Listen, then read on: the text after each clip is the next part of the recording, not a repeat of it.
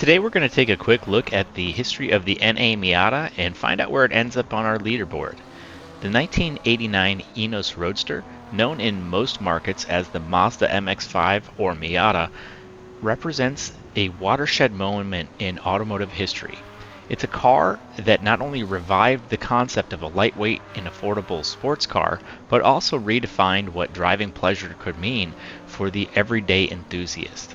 Introduced by Mazda under its Enos brand in Japan, the Roadster was an instant success, and its impact on the automotive world continues to be felt decades later.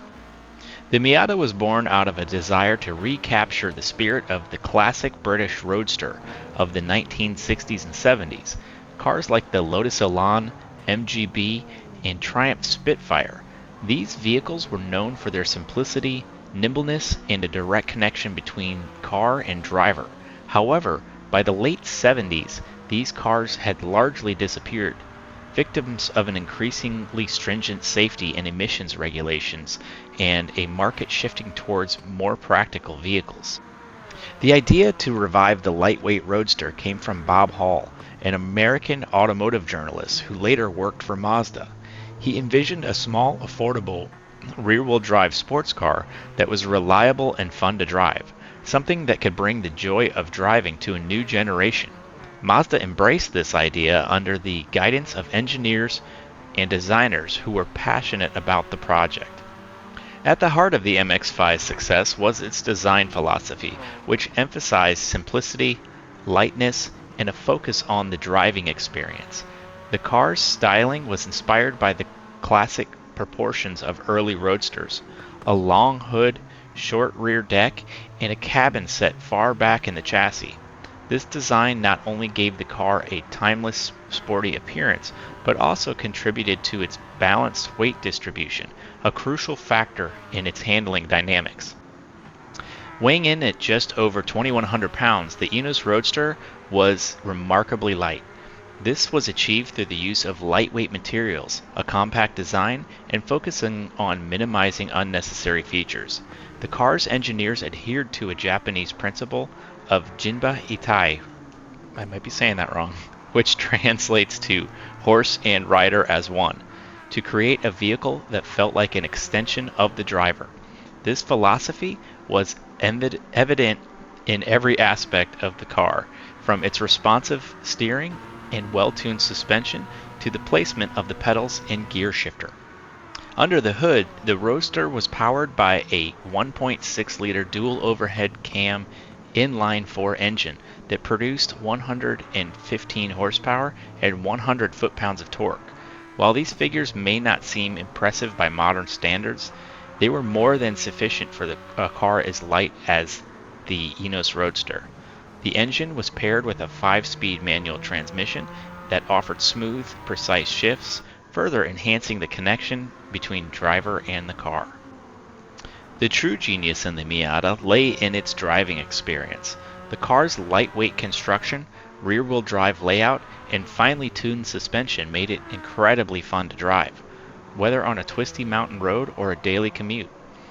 The Roadster's steering was direct and communicative, providing the driver with immediate feedback and a sense of control that was rare in cars of its time. And as mentioned before, the MX-5 was incredibly well balanced, with a near perfect 50-50 weight distribution. This balance made the car feel predictable and stable in corners, yet playful enough to allow skilled drivers to explore its limits. The combination of modest power, low weight, and responsive handling created a car that was not about outright speed, but actually about the joy of driving. The open-top design added another layer of engagement to the driving experience. The Roadster's manually operated soft top could be quickly lowered, allowing drivers to feel the wind in their hair, or not, and hear the growl of the engine, further enhancing the sensory connection of the car. Upon its release in 1989, the Mazda Miata was met with critical acclaim and commercial success. It struck a chord with enthusiasts who longed for a return to the simple, fun-to-drive sports car of the past. The Roadster's affordability, reliability, and accessibility broadened its appeal, attracting to a diverse group of buyers who may have not previously considered a sports car. The impact of the Miata extended beyond its own sales. It sparked a revival in the small sports car segment, inspiring other manufacturers to develop their own roadsters. Cars like the BMW Z3, Mercedes-Benz SLK, and Honda S2000 owe their existence in part to the success of the Enos Roadster. Over the years, the Enos Roadster and its global counterparts, the Mazda MX-5 and Miata, has become the best-selling two-seat convertible sports car in history, with over 1 million units sold. It has also garnered a dedicated following among enthusiasts and racers, who appreciate its tunability, balanced chassis, and the sheer driving pleasure it offers. The Miata is a symbol of what driving can and should be. It represents the idea that a car doesn't need to be powerful, expensive, or technologically complex to be enjoyable. By focusing on the fundamentals of driving pleasure, lightweight construction, balanced handling, and a direct connection between the car and driver, Mazda created a vehicle that transcends its era. And even though the Enos brand didn't stay around, the Mazda Miata was a complete success for the company. If you made it this far, please join us and subscribe so you don't miss any future content. Let's go ahead and take it to the expressway and see how it compares on our leaderboard.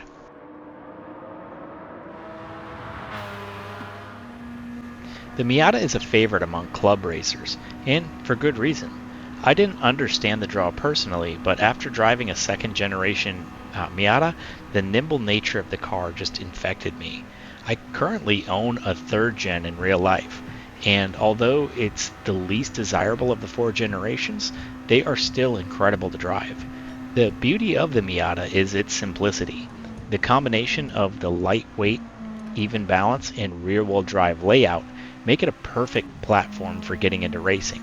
The first gen Miata, fully built with the original motor, ends up at only 288 horsepower and 183 foot-pounds of torque.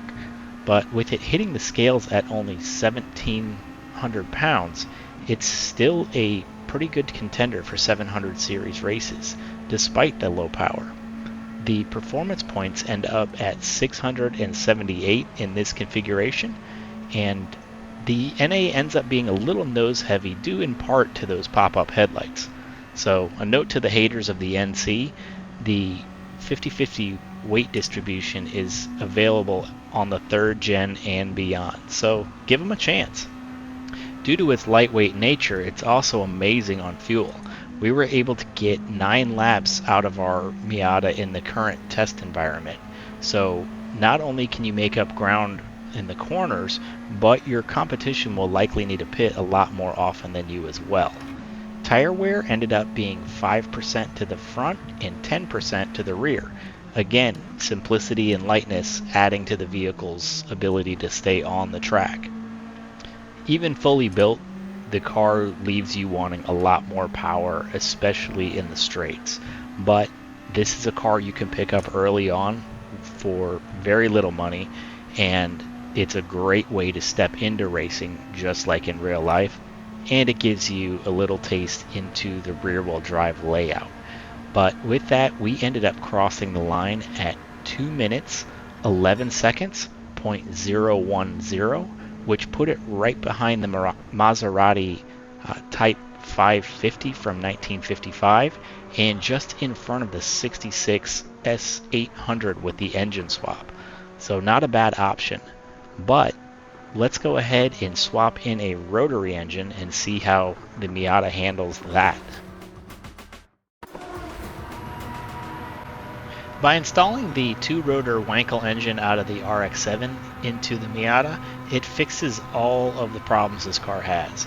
It increases the horsepower up to 493 and increases the torque to 380 foot-pounds.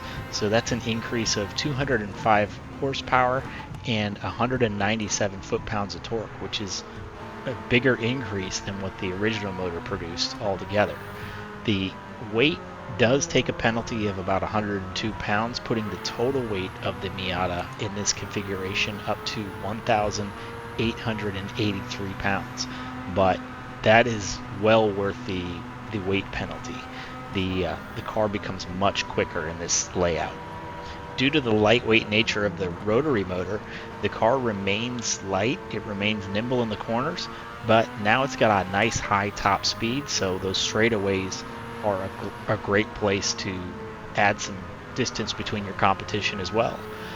The fuel economy drops down though, so it ends up with a 5 lap fuel economy in our current test environment, but that's pretty well average across the board, so it's not bad, it's just not as good as it was. Tire wear was about 10% to the front and about 20% to the rear, but fast. again, you're going to be pitting for fuel eventually anyway, and that's a pretty good balance overall. The car, the way I have it set up, is a little bit twitchy.